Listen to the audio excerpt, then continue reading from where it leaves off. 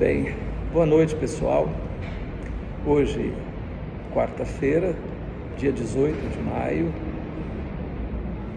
temos a nossa aula às 19 horas na turma D e às 20h50 na turma C. Em função do pedido e da informação dos alunos em relação a casos de Covid nas salas e o pedido dos alunos, eu autorizei que os grupos de trabalho pudessem fazer os exercícios de aplicação de hoje em casa. Entretanto, para não quebrar a nossa rotina, a exposição introdutória dos trabalhos de aplicação eu faço agora por intermédio desse vídeo e que será postado no Moodle em cada uma das turmas pela estagiária docente Bárbara. Então, eu vou fazer essa contextualização. São os seguintes módulos: o módulo 2.6, razões finais, sentença e coisa julgada, e o módulo 2.7, liquidação da sentença. Com o módulo 2.6, nós estamos encerrando o estudo da fase de conhecimento do processo do trabalho até a sentença. Não encerra a fase de conhecimento, depois vem os recursos, a fase recursal, que integra a fase de conhecimento. Entretanto, por uma questão metodológica, nós vamos suspender o estudo da fase de conhecimento na sentença e vamos passar para o estudo da execução trabalhista. Terminado o estudo da execução, é que nós vamos voltar à fase de conhecimento e estudar o sistema recursal trabalhista e as ações especiais e assim encerrar o nosso programa. Com relação aos dois módulos de hoje, que é o 2.6 e o 2.7, eu vou pedir a Débora para ler com tranquilidade, uma voz sonora, os objetivos de cada um desses módulos. Para isso, eu vou ceder para ela aqui a posição no vídeo e depois retorno. Por favor, Débora. Módulo 2.6, razões finais e sentença trabalhista. 1. Compreender o Instituto das Razões Finais na teoria e na prática da Justiça do Trabalho. 2. Conhecer a classificação das sentenças no processo do trabalho e suas características. 3. Identificar os elementos constitutivos da sentença trabalhista no rito ordinário e no rito sumaríssimo. 4. Identificar as hipóteses de julgamento ultrapetita, citrapetita e extrapetita, bem como os casos de nulidade da sentença, inclusive por falta de fundamento. E 5. Compreender os efeitos da coisa julgada, inclusive no caso em que se fundamentar em dispositivo legal declarado inconstitucional pelo STF. Agora, sobre o módulo 2.7, liquidação da sentença. Objetivo número 1. Apreender o conceito de liquidação e as hipóteses em que são aplicáveis as três modalidades previstas em lei: cálculo, arbitramento e artigos, bem como seu cabimento no processo do trabalho. 2. Conhecer o procedimento relativo à fase de liquidação da sentença no processo do trabalho. E 3. Identificar os meios de impugnação dos cálculos no processo do trabalho. Professor, por favor. Será que nós podemos gravar esse vídeo direto? O peso dele não atrapalha para mandar isso? O senhor pode colocar no Drive. Tá. Então podemos colocar no Drive. Muito bem. Quanto ao módulo da sentença,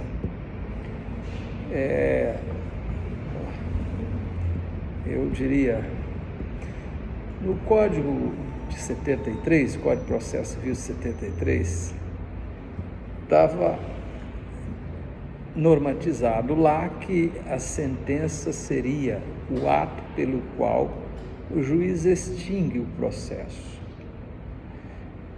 E a sentença de mérito seria o cumprimento e o fim do ofício jurisdicional. Nada disso. O novo código corrigiu isso. porque a sentença não extingue o processo e nem põe fim ao ofício jurisdicional. Por quê? Porque o processo ainda continua na fase recursal e na fase até a execução. Então, a sentença não é o fim do processo. É apenas o ato pelo qual o juiz decide em primeira instância, examinando o mérito ou não, com julgamento de mérito ou não. A sentença trabalhista, assim como a civil, ela compõe-se de 3 partes, como vocês já sabem: relatório, fundamentação e conclusão, isso no rito ordinário.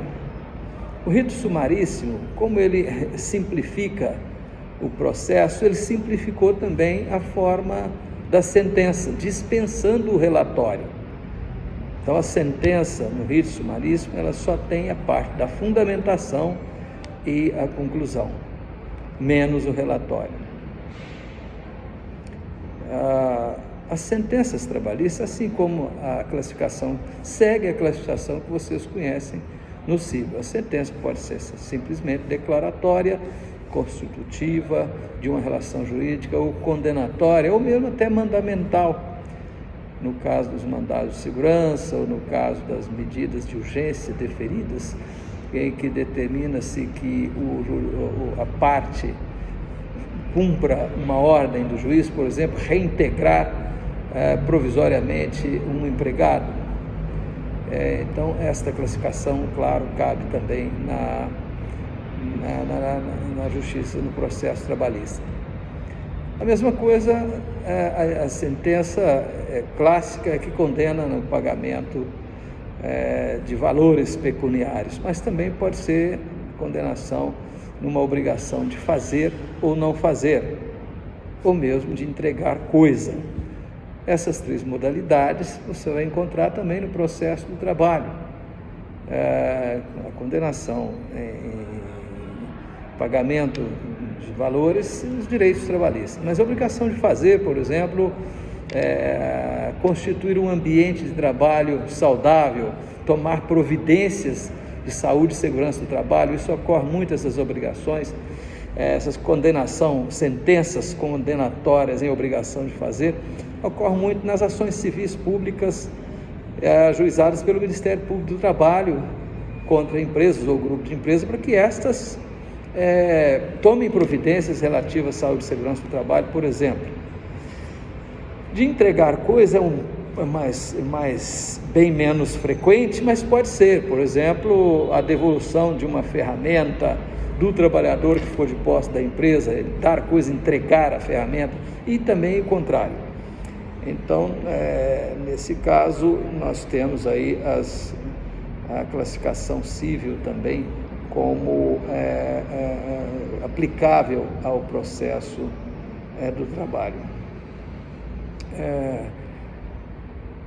As sentenças condenatórias nas ações civis públicas que visam resguardar, por exemplo, direitos difusos, elas não fazem coisa julgada quando improcedentes, e o fazem quando procedentes, exatamente nos termos do novo código, aliás, do Código do Consumidor, o CDC, que lá regulamenta os efeitos da ação civil pública, que tutela direitos difusos. A sentença, ela precisa ser fundamentada, e esta fundamentação, ela foi objeto de regulamentação no novo Código de 2015, o Código de Processo Civil, e se aplica ao processo do trabalho. Artigo 489, se a memória não falta, parágrafo 2º, ela diz lá quando se considera uma sentença fundamentada, ou raciocínio contrário senso, quando não se considera fundamentada. Então, lá tem aqueles requisitos todos, e o mais importante é que o juiz deve responder a todos os argumentos das partes aqueles que possam infirmar a conclusão se aceitos. É claro que se a parte argumenta ou alega algo totalmente impertinente à litis contestação, o juiz não está obrigado a examinar essas alegações na sentença. Mas todas que são pertinentes ao objeto da lide, a sentença deve enfrentar essas alegações, acolhendo ou refutando, sob pena de nulidade. Uma sentença, ela pode julgar além do pedido, aquém do pedido, e às vezes deferir algo que não foi pedido. Quando ela vai além do que foi pedido, dá mais do que foi pedido, tecnicamente ultra petita. Ela não é nula, mas ela é ajustável. A parte recorre pedindo ao tribunal que decote, que exclua o excesso de condenação além do que foi pedido. Esta é a ultra petita. A citra petita, que julga menos do que foi pedido, essa aí é nula. O tribunal, ao examinar um recurso que argue que uma sentença examinou menos do que foi pedido, ela é nula e é devolvida para a primeira instância para que o órgão julgador complemente o julgamento. A extra petita, da mesma forma, você pede uma coisa e ganha outra, não é isso que eu quero, que foi a condenação, nem que eu pedi. Também gera a nulidade da sentença e o retorno dela à origem para que o juiz possa corrigir a nulidade. Só não é nula a que dá mais do que foi pedido na condenação. Essa o tribunal apenas exclui o excesso. São os casos de nulidade da sentença. A sentença trabalhista tem peculiaridades, porque além de examinar as questões pertinentes aos pedidos e à defesa das partes, o juiz precisa, por exemplo, de ofício apurar as contribuições previdenciárias incidentes eventualmente nas parcelas objeto da condenação e constar isso da sentença e determinar que o devedor, normalmente a empresa reclamada, recolha essas contribuições e, caso não cumpra a obrigação, cabe à Justiça do Trabalho executar essas contribuições previdenciárias. Quando se trata de obrigação de fazer, pode o juiz do trabalho estabelecer aquilo que na teoria processual civil se denomina astrentes, fixar uma multa. Exemplo, quando uma sentença determina a reintegração de um empregado estável que foi ilicitamente dispensado, determina que a empresa reintegre esse trabalhador no emprego no prazo de 5 dias, sob pena de multa diária de um valor que ele estimar, 500, R$1.000 ou mais ou menos.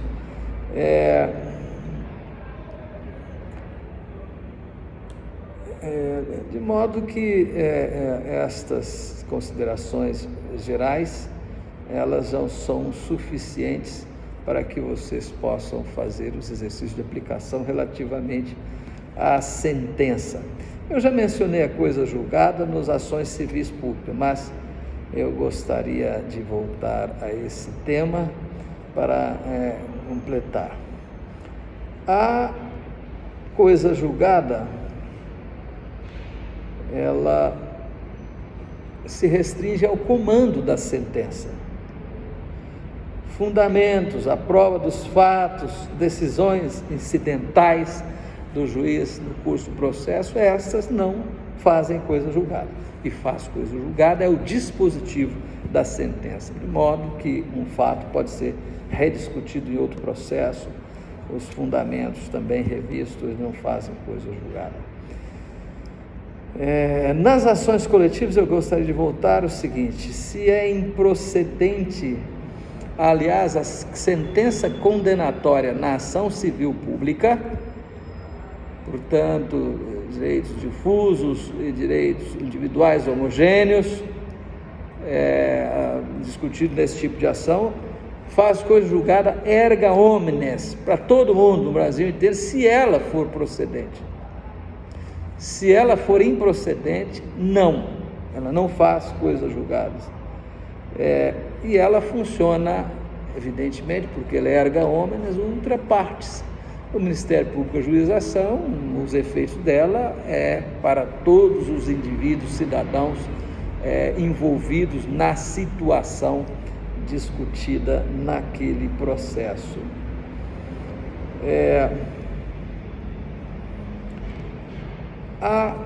Aqui tem uma peculiaridade do Código de Processo Civil que também se aplica ao processo do trabalho, que é julgamento com fundamento em norma legal declarada inconstitucional. A sentença é desconsiderada em termos de execução se ela se basear em norma declarada inconstitucional no curso do processo ou antes do processo, antes do processo.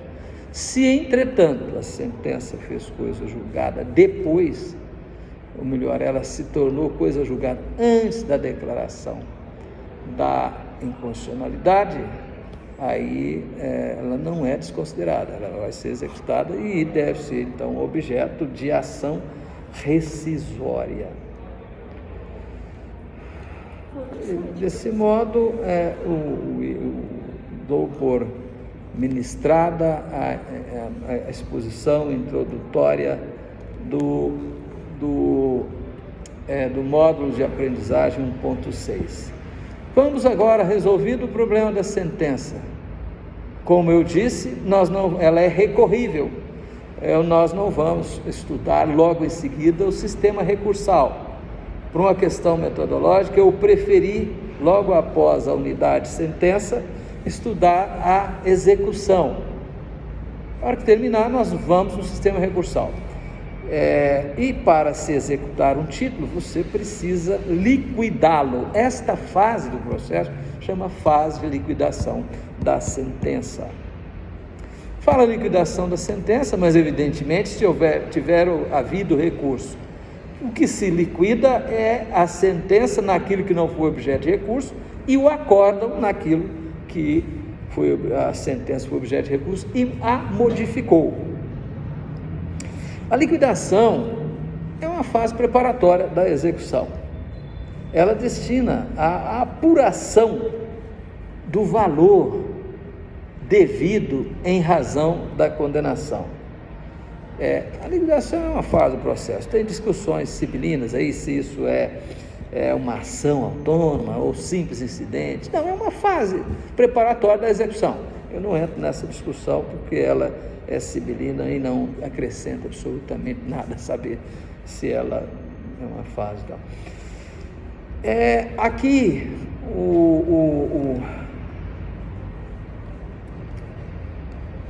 chama atenção para a Lei 13.467 de 2016, que é a denominada reforma trabalhista, que foi retirando alguns direitos dos trabalhadores e também materiais e processuais. Aqui houve uma mudança processual significativa, porque até antes da Lei 13.467 de 2016, os juízes do trabalho poderiam instaurar a fase de execução de ofício, sem requerimento de nenhuma das partes. Agora, o processo, as novas normas determinam que a fase de execução se inicia mediante requerimento das partes.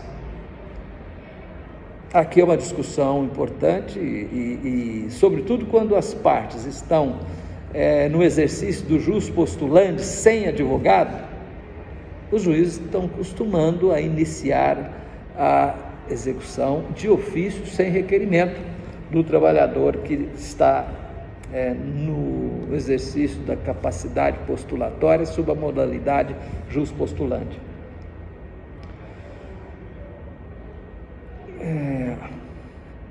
Bom, como é que se dá a liquidação?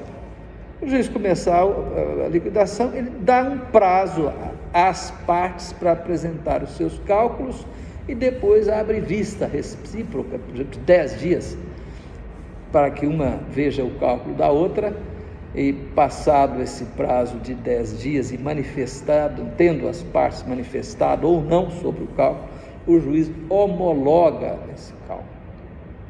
De toda forma, as partes intimadas para apresentar o cálculo, é nesse momento que elas devem se manifestar, no prazo de vista do cálculo da outra parte. Se tiver errado, ela aponta onde está o erro, dizendo a parcela e o valor, porque a impugnação do cálculo deve ser objetiva e determinada e apontando as diferenças de cálculo monetária, aonde ela está, qual é o período e qual é o valor, o montante. Não adianta impugnar genericamente, não, está errado o cálculo das horas extras. Não, você tem que dizer aonde que está o erro e apresentar o novo valor.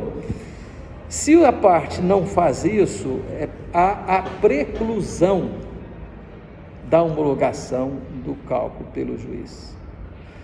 E ela perde a possibilidade de impugnar novamente o cálculo nos embargos à execução.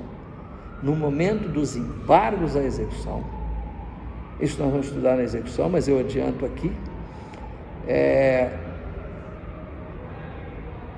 o juiz da execução intima o condenado, o devedor, a pagar o seu débito em 48 horas, ou então nomear bens à penhora. Pagar ou garantir a execução, essa é a ideia. Uma vez garantida a execução, ele tem um prazo de 5 dias para opor embargos à execução. Para que servem os embargos à execução? Para que o executado se defenda contra a própria execução, dizendo que já pagou, qualquer defeito no processo de execução que ele perceber. E também para corrigir o cálculo que eventualmente ele entenda que é prejudicial e está errado e foi homologado pelo juiz da execução. Nessa hora, novamente, se tiver manifestado no prazo da impugnação do cálculo, que eu falei há pouco, ele pode renovar esta impugnação nos embargos à execução, questionar a liquidação e pedir a correção. Os embargos, o juiz examina e julga por sentença esses embargos à execução. E reexamina a impugnação do cálculo apresentado pela parte. Pode mantê-lo ou não, e se a parte ficar insatisfeita, ela recorre para o tribunal. Essa é outra história, na fase recursal, nós vamos estudar isso. Bom, visto isso, eu diria que a liquidação no processo do trabalho pode ser feita pelas mesmas 3 modalidades de liquidação que você já estudar no Código de Processo Civil. A liquidação por cálculo, a liquidação por arbitramento e a liquidação por artigos. Sendo que a liquidação por cálculo é aquela de 98% das liquidações trabalhistas são liquidação por sua modalidade de cálculo, dada a natureza das parcelas objeto da condenação. Nada impede também que se possa ser por arbitramento. A sentença pode deixar, olha, eu vou condenar aqui em danos morais e materiais e deixando para o juízo da execução arbitrar os prejuízos e o valor. Pode, é raro acontecer, mas pode. Ou então uma situação que é impossível você quantificar na sentença, pode jogar pelo arbitramento. O julgador arbitra o valor que melhor lhe parece razoável. E por último, esta é raríssima no processo de trabalho, mas não é impossível, que é a forma de liquidação por artigos. A sentença vai incompleta, ela não resolve tudo, ela remete para a execução, por exemplo, a instrução e o julgamento, por exemplo, da extensão dos danos rompimento da barragem de Brumadinho, por exemplo. deferiu, condenou, olha, é grave, houve culpa, houve dano irreparável, etc. Condena todos aqueles que foram prejudicados, sofreram danos morais em razão da barragem. E remete para a execução, apurar isto, demonstrar a extensão dos danos. É por artigo, é uma verdadeira ação de incidente na fase de execução. Tem contraditório, tem defesa e tem julgamento, sentença.